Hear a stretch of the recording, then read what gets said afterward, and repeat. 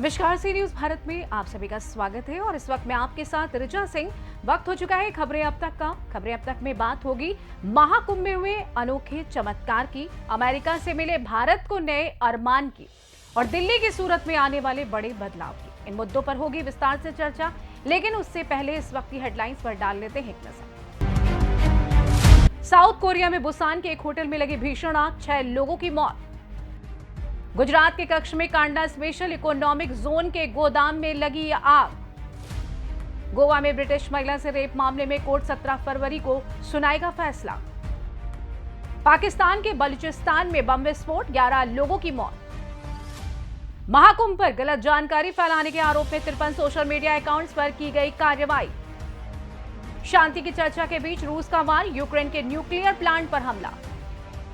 जैन की बड़ी मुश्किलें, ट्रायल के लिए उप राष्ट्रपति से की मंजूरी की मांग की गई। जनवरी में थोक महंगाई दर में राहत, दिसंबर 2024 के 2.37% से घटकर 2.31% पर पहुंचा आंकड़ा।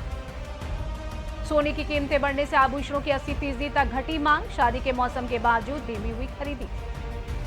सेंसेक्स में 200 अंकों की गिरावट, निफ्टी 102 अंक गिरकर 22,929 पर बंद। हेडलाइंस के बाद आपका स्वागत है। अब तक हम आपको महाकुंभ की भव्यता और महत्व के बारे में परिचित कराते आए हैं, लेकिन आज हम आपको एक ऐसे चमत्कारी किस्सा सुनाने जा रहे हैं जिसे सुनकर आप भी दंग रह जाएंगे।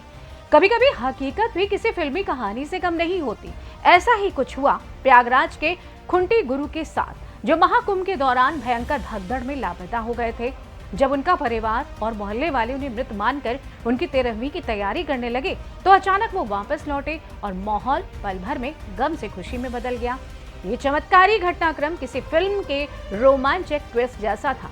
खुशियां ऐसे बिखरी जैसे होली का रंग उड़ा, लेकिन फिर वापस आई तो जैसे पक्के रंग की तरह। खुंटी गुरु, जो लगभग 60 साल के हैं, प्रयागराज के जीरो रोड इलाके के एक छोटे से कमरे में अकेले रहते हैं। गांव वालों के मुताबिक वो मशहूर वकील कन्हैया लाल मिश्रा के बेटे हैं, लेकिन समय के साथ उनका परिवार बिखर गया और वे अकेले रह गए। उनकी विशेषता ये थी कि उनका नाम खुंटी गुरु पड़ा, जो अपनी अनोखी जीवन शैली और दिलचस्प किस्सों के लिए प्रसिद्ध थे। मौनी अमावस्या के दिन गंगा स्नान के लिए खुंटी गुरु अचानक लापता हो गए। अगले ही दिन भगदड़ मच गई, जिसमें कई लोग घायल हुए और कुछ लोगों की जान तक चली गई। परिवार और पड़ोसियों ने हर तरफ उनकी तलाश की, लेकिन उनका कोई पता नहीं चला। धीरे धीरे सबने मान लिया कि भगदड़ के दौरान किसी कारणवश अपनी जान गंवा बैठे। इसी सोच के साथ मंगलवार को उनकी 13वीं की तैयारी करने के लिए ब्राह्मणों और गांव वालों को भोजन पर बुलाया गया। लेकिन जैसे ही पूड़ी और सब्जी तैयार हुई, एक ही रिक्शा आया और उससे उतरे खुंटी गुरु। उन्हें देखकर सबके होश उड़ गए। कुछ लोग तो गुस्से से भर गए, तो कुछ खुशी से झूम उठे। किसी को यकीन ही नहीं हुआ कि जो शख्स कल तक मरा हुआ माना जा रहा था, वो अब सामने खड़ा है। जब खुंटी गुरु से पूछा गया कि वो इतने दिनों तक कहां थे, तो उनका जवाब सुनकर सभी चौंक गए। उन्होंने बड़े आराम से कहा, कुछ साधुओं के साथ चिलम पी और फिर नींद आ गई। शायद कई दिन तक सोता रहा। लेकिन फिलहाल अब तो मोहल्ले में उनके लौटने की खुशी में पूरे इलाके ने जश्न मनाना शुरू कर दिया। ये अद्भुत घटना अब भी सबके जुबान पर है। वाकई में कभी भी जीवन हमें चमत्कारी मोड़ों से रूबरू करवाता है, जिनका कोई तार्किक कारण नहीं होता। खुंटी गुरु की ये अनोखी वापसी ये साबित करती है कि हकीकत हमेशा उम्मीदों से कहीं ज्यादा दिलचस्प होती है। फिलहाल इसी के साथ हम रुक करेंगे हमारी अगली रिपोर्ट की ओर। जब दुनिया के सबसे बड़े लोकतंत्रों के नेता मिलते हैं, तो सिर्फ एक बैठक नहीं होती, बल्कि वो एक नई साझेदारी और विकास के रास्ते की शुरुआत होती है। प्रधानमंत्री नरेंद्र मोदी और अमेरिकी राष्ट्रपति डोनाल्ड ट्रंप की वाशिंगटन में हुई मुलाकात ने ये साबित कर दिया है कि भारत और अमेरिका के रिश्तों में अब केवल रणनीतिक सहयोग नहीं, बल्कि एक गहरी दोस्ती और भविष्य के लिए साझा लक्ष्यों का भी आधार है। इस मुलाकात ने न केवल दोनों देशों के रिश्तों को गति दी है, बल्कि वैश्विक राजनीति और व्यापार में एक नया मोड़ भी ला दिया है। आइए जानते हैं इस ऐतिहासिक मुलाकात की दमदार और रोचक बातें, जो भविष्य में भारत अमेरिका संबंध को नई ऊंचाइयों पर पहुंचाने का संकेत देती हैं।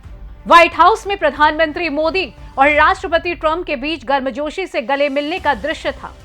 भारत और अमेरिका ने मिशन 500 की घोषणा की, जिसका उद्देश्य 2030 तक द्विपक्षीय व्यापार को दोगुना करके $500 बिलियन तक पहुंचाना है।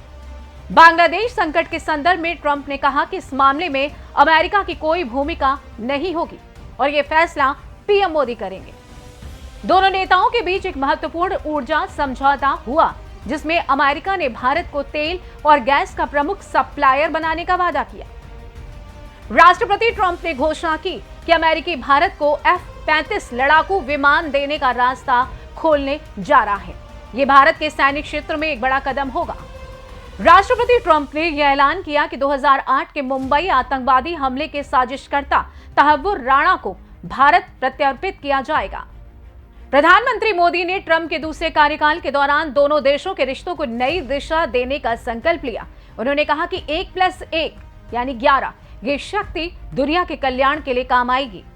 यानी देखा जाए तो प्रधानमंत्री मोदी और राष्ट्रपति ट्रंप की ये मुलाकात केवल एक औपचारिक बातचीत नहीं थी, बल्कि भारत और अमेरिका के रिश्तों में एक ऐतिहासिक मोड़ का संकेत थी। और ये न केवल व्यापार, रक्षा और ऊर्जा सुरक्षा जैसे अहम मुद्दों पर समझौते का मौका थी, बल्कि लोकतंत्र, शांति और वैश्विक समृद्धि के लिए भी एक साझा संकल्प का प्रतीक है। अब ये देखना दिलचस्प होगा कि ये नई साझेदारी दुनिया के सामने क्या नया अवसर और चुनौतियां लेकर आती है। दोनों नेताओं ने जिस आत्मविश्वास और उद्देश्य के साथ इस बैठक को आगे बढ़ाया, वो साफ तौर पर दर्शाता है कि भारत और अमेरिका का भविष्य मिलकर और भी उज्जवल होगा। फिलहाल इसी के साथ रुक करेंगे अगली रिपोर्ट। बीजेपी की सरकार बनते ही दिल्ली के मोहल्ला क्लिनिकों की असलियत सामने आ गई है। एक और जहां केजरीवाल सरकार ने इसे दिल्ली वासियों के लिए सेहत का सबसे बड़ा तोहफा बताया था, वहीं अब उस क्लिनिक में भ्रष्टाचार और फर्जी डायग्नोस्टिक टेस्ट के आरोप लग रहे हैं। दरअसल उपराज्यपाल वीके सक्सेना ने सीबीआई जांच का आदेश दिया और अब बीजेपी सरकार इन क्लिनिकों का कायाकल्प करने वाली है। जी हां, बीजेपी ने ऐसा प्लान तैयार किया है कि केजरीवाल की नींद उड़ जाएगी। बीजेपी की सरकार अब आयुष्मान भारत योजना को दिल्ली में लागू करने की तैयारी कर रही है और इस योजना के तहत 51 लाख दिल्ली वासियों को आयुष्मान कार्ड मिलेगा और वे देश के सबसे बड़े स्वास्थ्य बीमा का लाभ उठा सकेंगे। और यही नहीं, बीजेपी की सरकार मोहल्ला क्लिनिकों को आरोग्य आयुष मंदिर में बदलने पर विचार कर रही है, जिससे इन क्लिनिकों के नाम और काम बदल जाएंगे। बीजेपी का ये एक्शन प्लान साफ तौर पर दिखाता है कि अब मोहल्ला क्लिनिक का खेल खत्म होने वाला है। जो योजना पहले केजरीवाल ने अपनी सफलता के तौर पर पेश की थी, अब बीजेपी उसका मुंह तोड़ जवाब देने के लिए तैयार है। बीजेपी के नए स्वास्थ्य मंत्री भ्रष्टाचार के आरोपों पर पूरी जांच कर रहे हैं और मोहल्ला क्लिनिकों के नाम को बदलने का फैसला भी ले सकते हैं। साफ है कि बीजेपी की दिल्ली सरकार अब अपने 100 दिन के एक्शन प्लान के साथ दिल्ली में मोहल्ला क्लिनिक के मुंह से बाहर निकलने जा रही है। मोहल्ला क्लिनिक अब सिर्फ इतिहास बनेंगे और दिल्ली में बीजेपी की सरकार के तहत हर कदम बदलाव और सुधार के लिए उठाए जाएंगे। दिल्ली में एक सशक्त और भ्रष्टाचार मुक्त स्वास्थ्य व्यवस्था का सपना अब जल्द ही हकीकत में बदलने वाला है। ये केवल दिल्ली की स्वास्थ्य व्यवस्था का बदलाव नहीं है, बल्कि दिल्ली वासियों के जीवन की गुणवत्ता को बढ़ाने की दिशा में एक सशक्त कदम है। और अब ये देखना होगा कि दिल्ली की नई सरकार केजरीवाल के छुए हुए मोहरे को किस तरीके से ढाती है और दिल्ली का कायाकल्प कैसे करती है। फिलहाल ये तो थी खबरें अब तक की खास रिपोर्ट्स, लेकिन इसके अलावा आज एक और खास बात आपसे करनी जरूरी है। 14 फरवरी ये वो तारीख है जो पुलवामा हमले की गहरी छाप छोड़ चुकी है। वो दिन जो हमारे वीर जवानों ने देश की रक्षा करते हुए अपनी जान की कुर्बानी दी, उनका बलिदान आज भी हर आंखों को नम कर देता है। पुलवामा के शहीदों ने अपने जीवन के सर्वोत्तम पल देश के नाम कर दिए ताकि हम सुरक्षित रहें। ये दिन हमें न केवल उनके साहस और बलिदान को याद कराने का अवसर देता है, बल्कि ये भी सिखाता है कि हमें कभी नहीं भूलना चाहिए उन शहीदों का त्याग और समर्पण की कीमत, जो हमारे जीवन के हर सुख शांति के लिए अपना सब कुछ छोड़ गए। उनके खून की एक एक बूंद ने देश को एकता और अखंडता के बंधन में बांध रखा है। उनका बलिदान हमें प्रेरित करता रहेगा। जब भी हम अपनी कर्तव्यों की याद हमें दिलानी हो, तो हम उन पुलवामा के उन वीर शहीदों की यादें हमारे दिलों में जीवित रहेंगी। फिलहाल इसी के साथ हमें दीजिए इजाजत। नमस्कार।